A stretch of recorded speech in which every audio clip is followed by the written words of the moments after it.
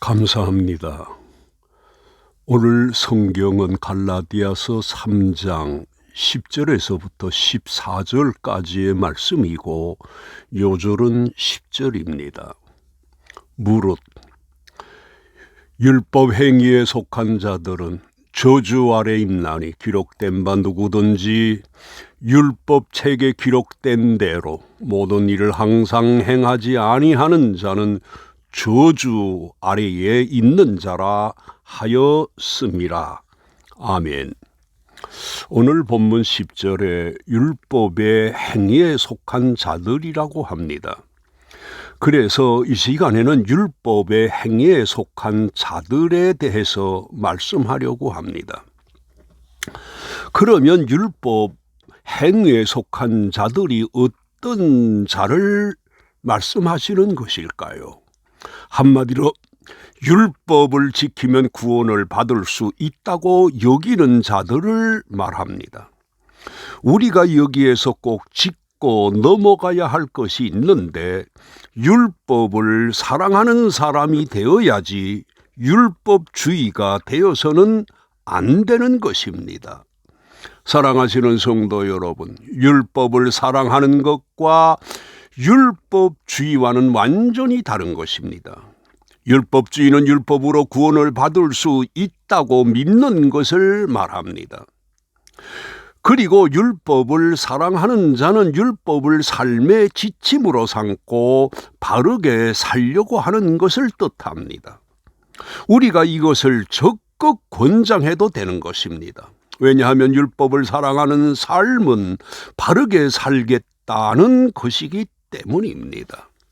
그리고 우리가 율법을 사랑해도 주 안에 있으면서 율법을 사랑해야 합니다. 이것이 가장 바람직한 것입니다. 그런데 오늘 본문 10절에서 율법을 행함으로 구원을 얻겠다고 하는 사람에 대해서 무엇이라고 합니까? 저주 아래 있다고 합니다. 이 얼마나 무서운 선언입니까? 왜 무서운 선언일까요? 그 이유는 우리를 구원하시는 주님을 저버린 것이기 때문입니다. 이처럼 구원하시는 예수님을 저버렸으니 구원을 받을 수 없고 그가 저주 아래의 사람이 되는 것입니다. 그런데 이런 유의 사고를 가진 사람들이 적지 않습니다. 예수 믿읍시다. 그러면 양심적으로 살면 돼. 난 착하게 살아요 하는 경우가 있는데 이것도 다 행위로 구원받을 수 있다고 여기는 것입니다. 착한 일로 양심적으로 살아 구원을 받을 수 있다는 것은 자력으로 구원을 받겠다는 것인데 이것은 매우 어리석은 것입니다. 이런 면으로 볼 때 예수 믿는 사람들은 매우 영적으로 된 사람인 것입니다. 그러면 왜 율법을 행함으로 구원을 받겠다는데 그들에 대해 저주 아래 있다고 합니까? 이유는 한마디로 우리를 구원하려 오신 예수님을 부정하기 때문입니다. 사람이 양심적으로 살려고 한다든지 또 율법을 준수하면서 살려고 한다든지 하는 것은 얼마든지 장려하여야 합니다. 그러나 율법을 행함으로 구원을 받겠다고 한다면 그것은 한마디로 범죄입니다.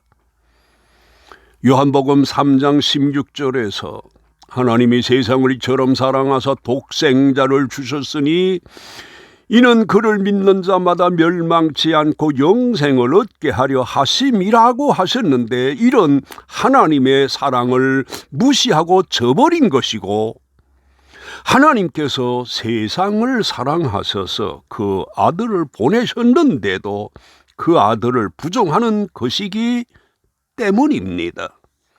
그러므로 우리들은 율법 아래 나를 두어서는 안 되고 예수를 믿음으로 나를 그 안에 두어야 합니다. 그리고 또 율법을 행함으로 구원을 받겠다고 하는 사람들은 매우 큰 오류에 빠진 자들이라고 할 수 있는데 그것이 무슨 오류일까요?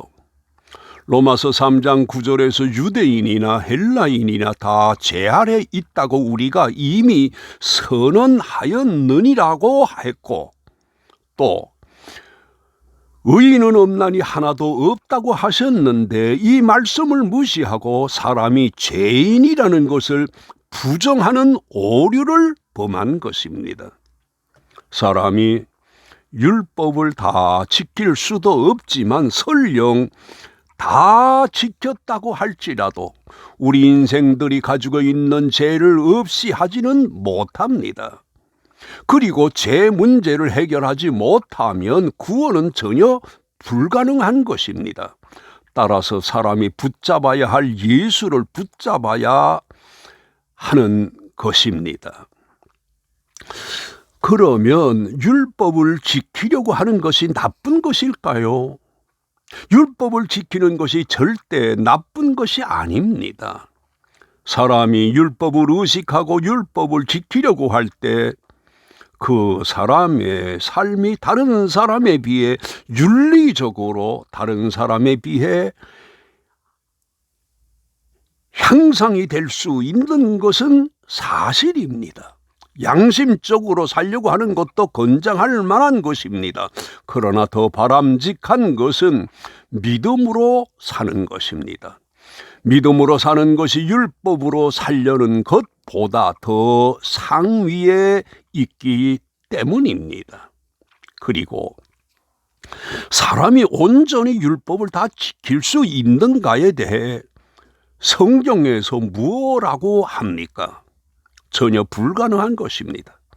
이것에 대해서 오늘 본문 11절에서 이렇게 말씀하시고 있습니다.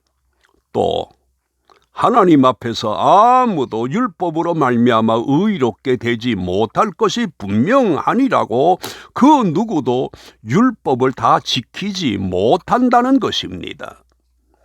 그리고 야고보서에서는 이렇게 말씀하시고 있습니다. 누구든지 온 율법을 지키다가 그 하나를 범하면 모두 범한 자가 되나니라고 했습니다.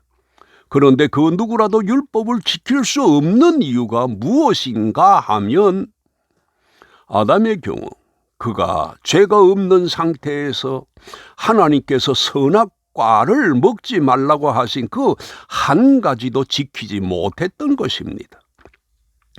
아담이 죄가 없는 상태에서 그랬는데 죄를 가지고 있는 우리들이 그 수많은 율법의 조항들을 다 지킨다는 것이 쉬운 것이 아닙니다. 아니, 전혀 불가능한 것입니다. 우리들의 이것을 아시고 우리 주님이 이 세상에 오신 것입니다. 그러므로 우리가 주를 믿는 것 외에 구원받는 길은 다른 것이 없습니다. 결론적으로 오늘도 나를 주 안에 두고 율법 그 이상이 되는 믿음으로 사는 복된 날이 되시기를 주님의 이름으로 축원합니다. 기도합니다. 사랑하시는 주님 감사합니다. 누구든지 그리스도 안에 있으면 새로운 피조물이라고 하셨사오니 오늘도 그 안에서 믿음으로 사는 날이 되어지게 하시옵소서. 주 예수님의 이름으로 기도하옵나이다. 아멘.